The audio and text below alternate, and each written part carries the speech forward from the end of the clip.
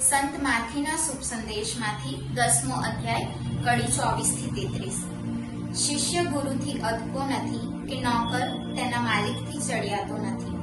શિષ્યને પોતાના ગુરુ જેવો અને નોકરને પોતાના માલિક જેવો વર્તાવ મળે તો તેણે સંતોષ માનવો જોઈએ। જો ઘરના વડીલને લોકોએ શૈતાન કહ્યો છે તો તે ઘરનાને શું નહીં કહે? માટે તે લોકોથી ડરીશ નહીં। જે કાંઈ ઢાંકેલું છે તે ખુલ્લું થયા વગર રહેવાનું નથી, અને જે કાંઈ ગુપ્ત છે તે જાહેર થયા વગર રહેવાનું નથી।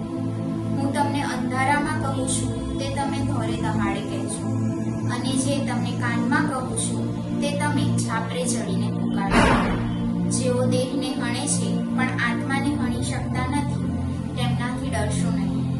એના કરતાં તો જે દેહ અને આત્મા બંનેને નરાગ્નિમાં નાશ કરવાની સમર્થ છે તે ઈશ્વરનો ડર રાખજો।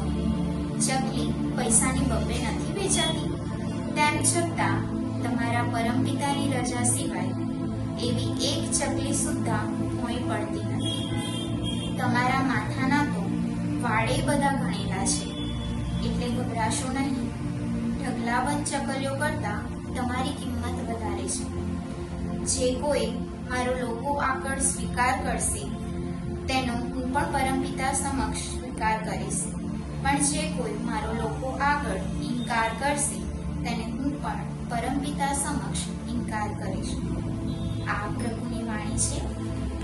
આજની સુવાર્તામાં ઈશુ આપણને 3 વખત કહે છે ડરશો નહીં, કારણ ઈશુ જાણે છે કે ડર એ વિશ્વાસ અને સત્યના માર્ગમાં સૌથી મોટો અવરોધ છે।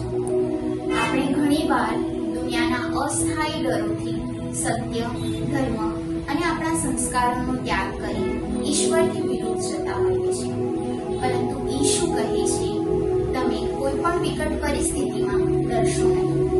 દુનિયાના આ ડરો માત્ર દેહી અને તમારી બહારની પરિસ્થિતિને નુકસાન પહોંચાડશે, પરંતુ તમે એ પરમેશ્વરનો ડર રાખો જે તમારા આત્મા અને દેહ બંનેને હણી શકે એમ છે।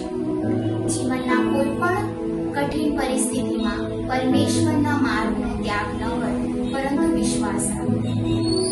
ઈશુ કહે છે કે ચકલી જે બબ્બે પૈસાની વેચાય છે, પરમેશ્વર તેને પોતાની ઈચ્છા વિરુદ્ધ ભોંય પટકાવવા નથી દેતા। તો આપણે તો તેમના વહાલા સંતાનો છીએ, તો આપણા તો માથાના દરેક વાળ પણ ગણેલા છે તેમણે।